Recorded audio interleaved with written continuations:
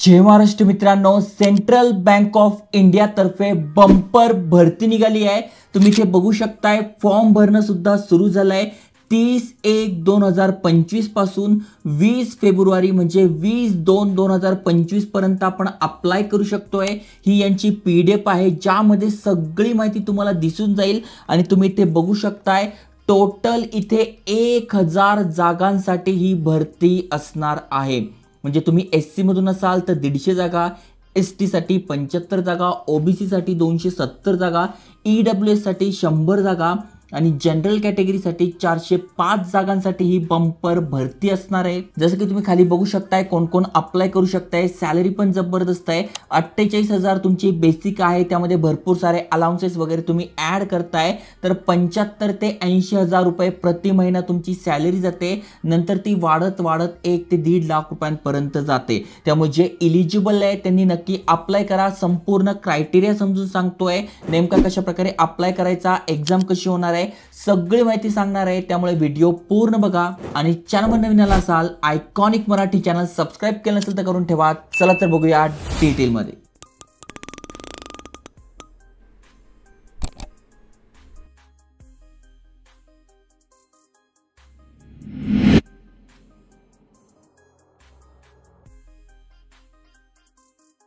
तर मित्रांनो, सेंट्रल बँकेत तुम्हाला जॉबला लागायचं आहे तर चांगली पोस्ट आहे। तुम्ही ते बघू शकताय credit officer in junior management grade scale 1 यासाठी ही भरती असणार आहे। फॉर्म भरणं सुरू झालेलं आहे, ॲडव्हर्टाइजमेंट सुद्धा निघालेली आहे आणि त्याबद्दलच तुम्हाला डिटेलमध्ये समजून सांगतो आहे।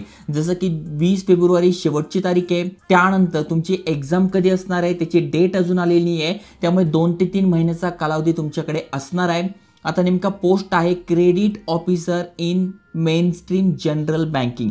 जनरल बँकिंग म्हणजे आपण बँकेत जातो, मग वेगवेगळे जे क्रेडिट ऑफिसर्स असतात म्हणजे कोणाला लोन द्यायचं आहे किंवा अशा भरपूर साऱ्या गोष्टी क्रेडिट ऑफिसर थ्रू होत असतात आणि तीच ही वॅकन्सी आहे। ओके, खाली स्क्रोल केल्यानंतर तुम्ही ते बघू शकता बेसिक सॅलरी मी तुम्हाला सांगितलेली आहे। आता कोण कोण पात्र असणार आहे तर मग तुम्ही भारतीय नागरिक आहात, अप्लाय करू शकताय। वय तुमचं जे आहे ते 30/11/2024 रोजी कॅल्क्युलेट केलं जाणार आहे। मग तुमचं वय 20 ते 30 आहे, तुम्ही अप्लाय करू शकताय।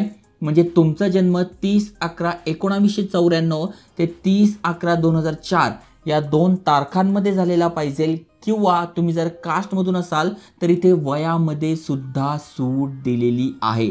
जसं की तुम्ही बघू शकता SC ST मधून असाल तर तुम्हाला इथे किती वर्षाची सूट, तर 5 वर्षाची सूट दिली आहे।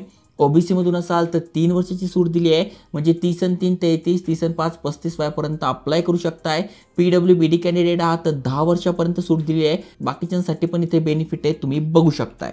आता मेन म्हणजे एज्युकेशन क्वालिफिकेशन काय पाहिजे तर तुमची डिग्री झालेली आहे, म्हणजे ग्रॅज्युएट आहात in any discipline, science, commerce, arts, काही पण झालं आहे, तुमचं ग्रॅज्युएट पूर्ण आहे, 60% मार्क तुम्हाला पडले, अप्लाय करू शकताय। पण जर का तुम्ही SC ST OBC PWBD candidate आहात 55% जरी पडलंय तरी तुम्ही इथे अप्लाय करू शकणार आहात। म्हणजे जे जे ग्रॅज्युएट आहे त्यांच्यासाठी चांगली संधी इथे असणार आहे। त्यानंतर तुम्ही इथे बघू शकताय खाली स्क्रोल केल्यानंतर डिटेलमध्ये तुम्हाला दिसून जाईल जे पण इथे एलिजिबल होणार आहे एज रिलॅक्सेशनसाठी, त्यांच्यासाठी इथे क्रायटेरिया दिलाय तो तुम्हाला बघून घ्यायचा आहे। त्यानंतर सगळ्यात महत्त्वाचं म्हणजे सिलेक्शन प्रोसेस कशी असणार आहे, तर सगळ्यात आधी तुमची टेस्ट होणार आहे आणि पर्सनल इंटरव्ह्यू, या 2 याच्यावर तुमचं इथे सिलेक्शन होणार। म्हणजे सगळ्यात आधी इथे बघा एक्झाम असणार आहे तुमची, जी की सगळ्यात पहिला जो पेपर आहे तो इंग्लिश लँग्वेज 30 प्रश्न 30 मार्कांसाठी 25 मिनिटं मिळणार आहे। क्वांटिटेटिव्ह ॲप्टिट्यूड 30 प्रश्न 30 मार्कांसाठी 25 मिनिटं, रेझोनिंग ॲबिलिटी 30 प्रश्न 30 मार्कांसाठी 25 मिनिटं आणि जनरल अवेअरनेस हे पण 30 प्रश्न 30 मार्कांसाठी 15 मिनिटं मिळणार आहे। एक तर तुम्ही इंग्लिशमध्ये देऊ शकताय किंवा हिंदीमध्ये देऊ शकताय, म्हणजे 120 क्वेश्चन 120 मार्कांसाठी तुम्हाला इथे असणार आहे।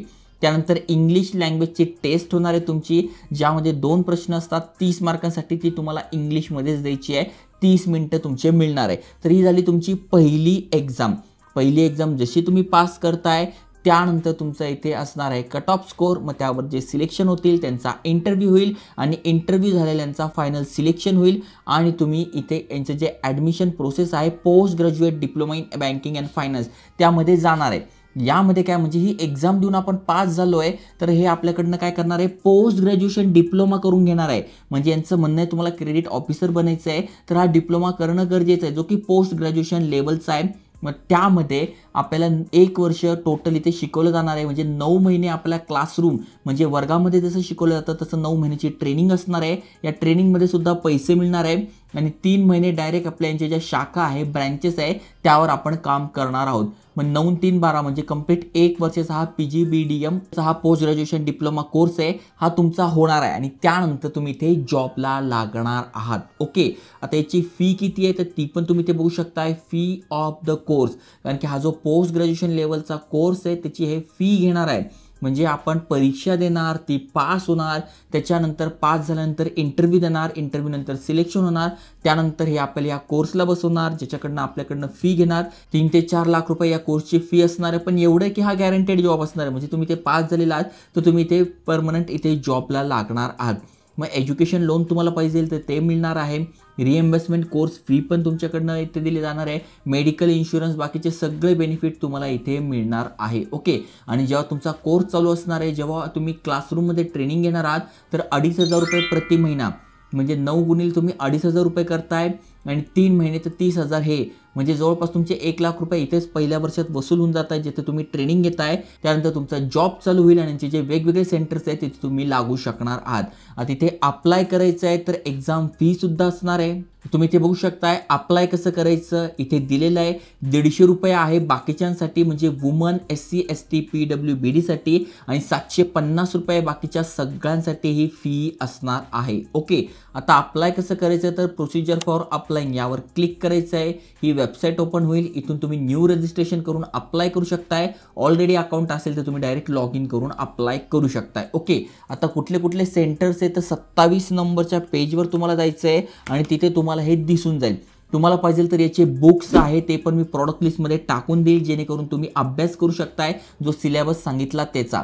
आता महाराष्ट्रामधनं अप्लाय करतायत तर छत्रपती संभाजीनगर, मुंबई, ठाणे, नवी मुंबई, MMR, नागपूर आणि पुणे हे यांचे एक्झाम सेंटर्स आहे. इथे तुम्ही एक्झाम देऊ शकताय. त्यामुळे ज्यांना बँकेत जॉब पाहिजे आहे, चांगली सॅलरी पाहिजे आहे, त्यांनी बिंदास अप्लाय करा. सेंट्रल बँक एक चांगली बँक आहे. फक्त एवढं आहे की तुम्हाला तो कोर्स करणं गरजेचं आहे जिथे 3 ते 4 लाख रुपये फी आहे. पण त्याच्यामध्ये तुम्हाला शिकता शिकता पैसे पण कमवायला मिळत आहे आणि त्यानंतर तुम्ही इथे परमनंट जॉबला सुद्धा लागताय जिथे महिन्याची सॅलरी तुमची 70 ते 80 हजार रुपये असणार आहे. त्यामुळे 3 ते 4 महिन्यांमध्येच तुम्ही तुमचे पैसे वसूल करून घ्याल, 1 वर्षात वसूल करून घ्याल. त्यामुळे टेन्शन नाही आहे. ज्यांना बँकेत जॉब पाहिजे आहे ते नक्की करू शकताय. तुमचे मित्र आहे ज्यांचं ग्रॅज्युएशन झालं आहे त्यांच्यासोबत शेअर करा आणि अशाच नवीन अपॉर्च्युनिटीसाठी चॅनल सबस्क्राईब करून ठेवा. जय हिंद, जय महाराष्ट्र.